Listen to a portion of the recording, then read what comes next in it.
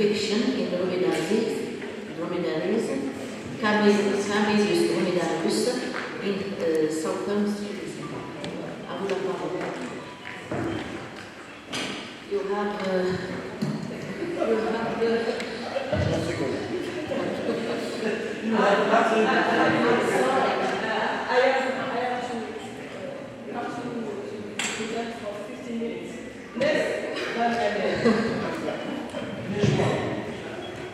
The next time we meet, you will not be invited in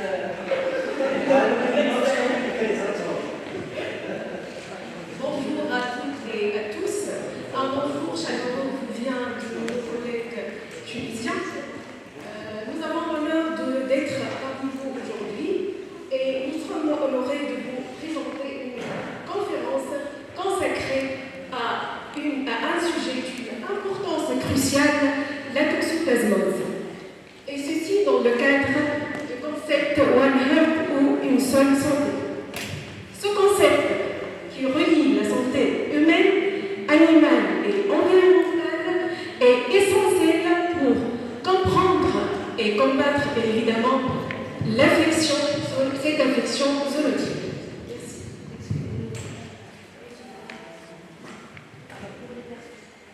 Pour les personnes qui présentent un poster, vous allez présenter vos posters, vous avez le jury qui va passer. Non, parce que ça commence à 11h et il est déjà à midi. Les posters, ils vont présenter leurs posters. Merci.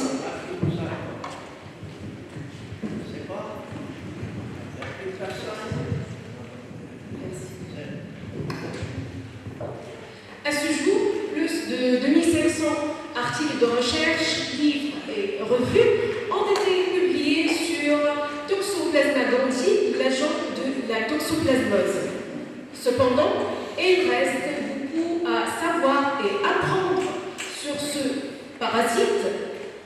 Et dans ce contexte, notre équipe, dirigée par le professeur Rabi, a tenté d'apporter sa pièce à l'édifice en réalisant cette étude séro-épidémiologique de l'infection par Toxoplasma gondii chez le dromadaire dans le sud de la Tunisie.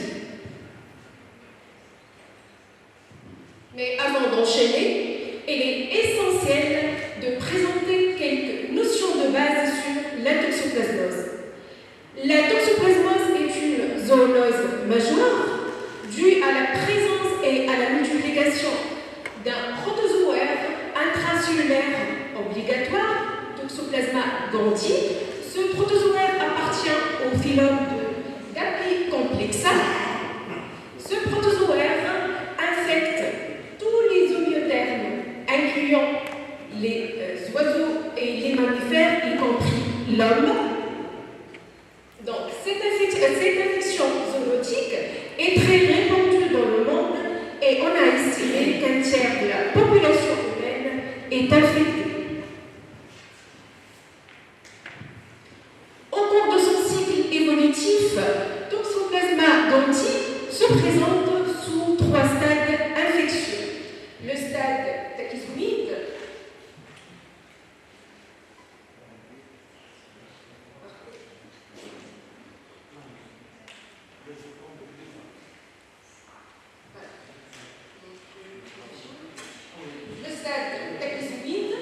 représente le stade de multiplication rapide, le stade radizoïde, stade d'une forme glissante contenue dans les kystes testulaires, et enfin le stade oocyte, que ce soit sporulé ou non sporulé, et qui est issu de la reproduction sexuée.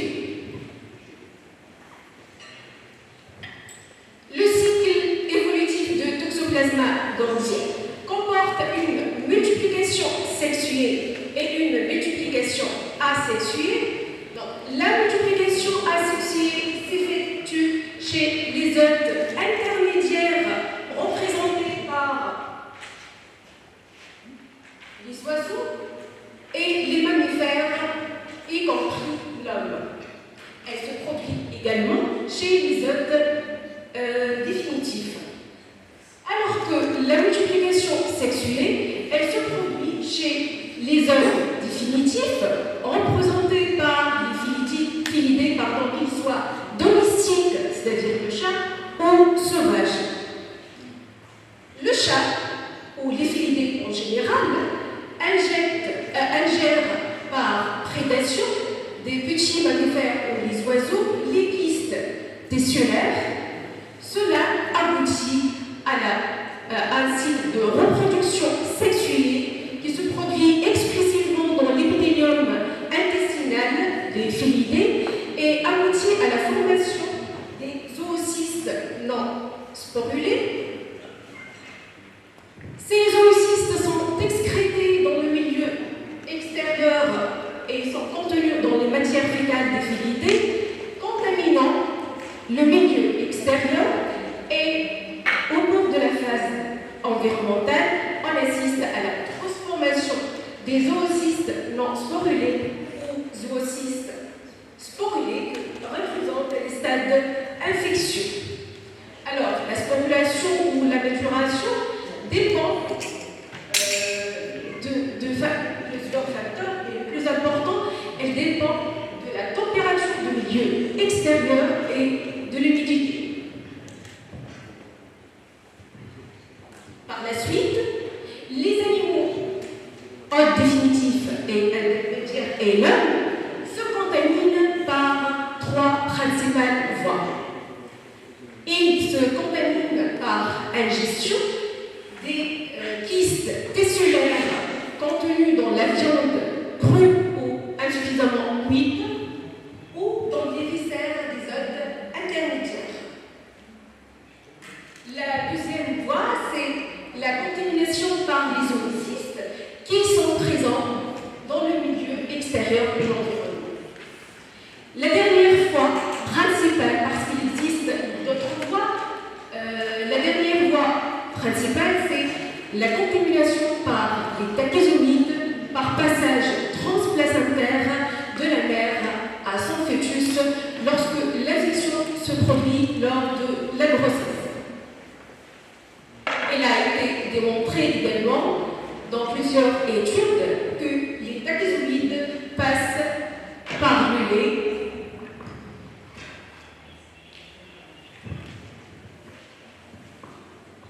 Donc, ces voies de transmission font de la toxoplasmose une préoccupation majeure pour la santé publique et vétérinaire. Donc, cette infection zoonotique entraîne des conséquences graves, des symptômes graves chez les sujets immunodéprimés, parce que c'est chez les sujets immunocompétents, elle passe inaperçue et elle est asymptomatique. Chez les sujets immunodéprimés, elle entraîne des encéphalites, des pneumonies et des choriorétinites. Chez les animaux, comme chez les hommes, la toxoplasmose entraîne des avortements et des malformations congénitales. Il est à noter qu'en Tunisie, Toxoplasma gondii est en tête de liste comme agent infectieux à l'origine des avortements chez les ovins. La Tunisie fait partie des pays où la prévalence de l'infection par Toxoplasma gondii, animale et humaine, est élevée. Une étude réalisée en 2001 par Boratbin a révélé une séroprévalence élevée de l'ordre de 58,4% chez les femmes en âge de procréation. Chez les femmes enceintes, une autre étude réalisée par Ben Abdallah en 1913 et qui a révélé une prévalence sérologique estimée à 45,6%.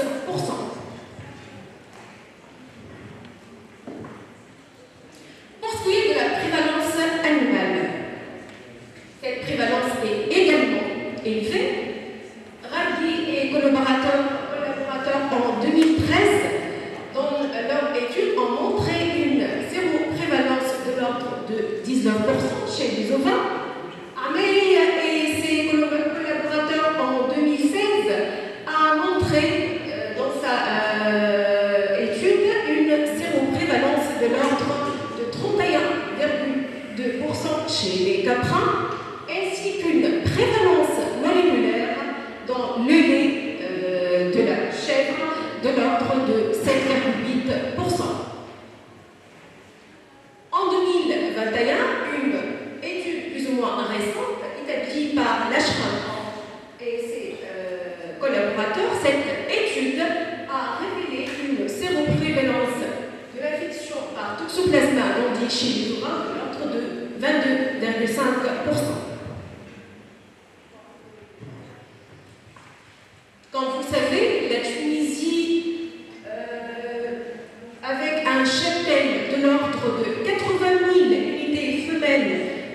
dromadaire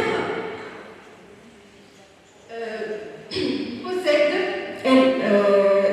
possède un rôle socio-économique très important. En effet, le dromadaire dans le sud de la Tunisie fournit la viande qui est très appréciée par les consommateurs parce qu'elle contient moins de cholestérol que la viande bovine. Elle fournit aussi du lait qui est très consommé car il y a une croyance dans le sud de la Tunisie qui fait que le lait de la chamelle représente un traitement contre le diabète et le cancer. Donc ce rôle socio-économique important du dromadaire nous incite à réaliser cette étude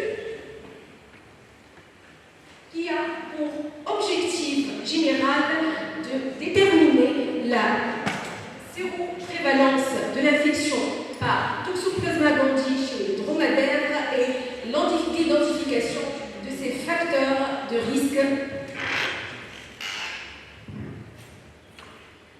Alors, pour mener notre étude, nous avons choisi deux gouvernorats situés dans le sud de la Tunisie, le gouvernorat de Tataouine et Mednine, tout en sachant que ces deux gouvernorats abritent le plus nombre de dromadaires en Tunisie, avec respectivement 12 293 têtes et 7 927 têtes de dromadaires.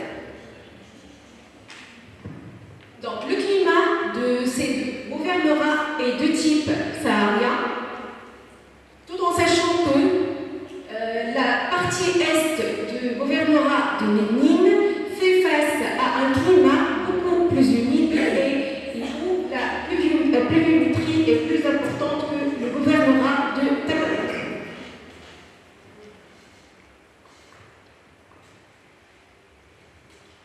Alors, au total, 246 femelles ont été incluses dans notre étude. Donc, sur ces femelles, on a prélevé 5 ml du sang à partir de la veine jugulaire. Ces échantillons au laboratoire ont subi une centrifugation à 220 tours pendant 20 minutes. Les sérums recueillis sont placés dans des tubes épandeurs, puis placés à moins 20 degrés Celsius jusqu'à analyse.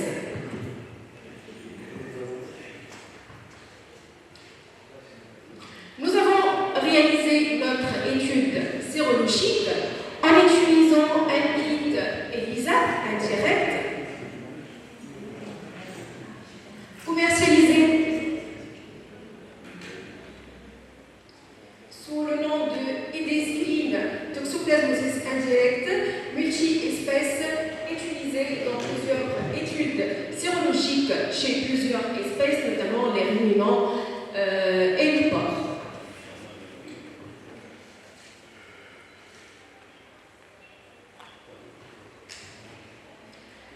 Le protocole expérimental a été réalisé en suivant les instructions de fabricants. Également, la validation des tests a été faite en se basant sur les instructions énoncées par le fabricant. Donc, la validation des tests nécessite le respect de toutes conditions.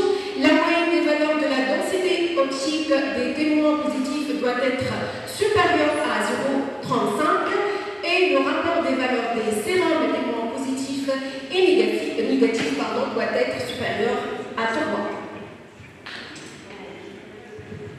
L'étude statistique a utilisé, pour l'étude statistique, nous avons utilisé un test guideux au risque de 5% en se basant sur le logiciel SPSS. Alors, examinons maintenant les résultats que nous avons obtenus. Comme le montre ce tableau,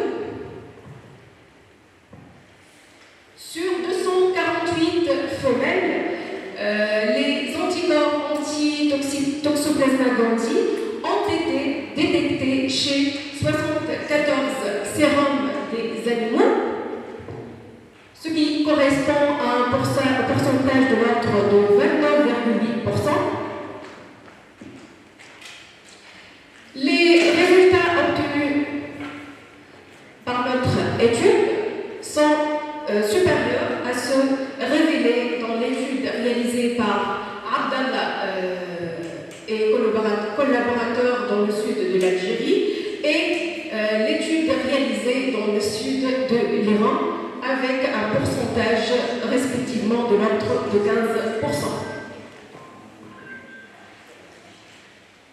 La séroprévalence révélée par notre étude était inférieure à celle révélée par des études réalisées à